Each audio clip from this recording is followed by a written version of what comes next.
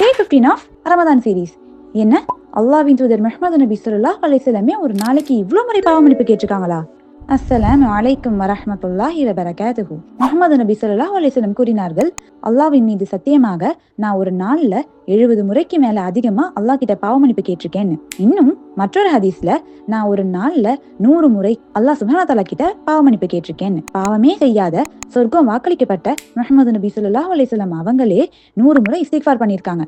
அப்போ நாம இன்னும் முஹம்மது நபி ஸல்லல்லாஹு அலைஹி வஸல்லம் கூறினார்கள், இஸ்திக்ஃபார்லயே சிறந்த இஸ்திக்ஃபாரான அல்லாஹும்ம அன்த ரப்பி லா இலாஹ இல்லா அன்த خلقتني وأنا عبدك وأنا على عهدك ووعدك ما استطعت أعوذ بك من شر ما صنعت أبوء لك بنعمتك علي وأبوء لك بذنبي فاغفر لي فإنه لا يغفر الذنوب إلا أنت. இத நம்பிக்கையோட யார் பகல் நேரத்துல சொல்லி அன்று மாலைக்குள்ள மரணிச்சா அவங்க சொர்க்கவாசினும், இன்னும் இரவுல சொல்லி காலை வருவதுக்கு முன்னாடி மரணிச்சா அவங்க சொர்க்கவாசின்னு சொல்லியிருக்காங்க. இந்த ரமதான் நம்ம உடம்ப மட்டும் இல்ல, நம்ம மனசையும் கிளீன் பண்ணக்கூடிய மாதம்.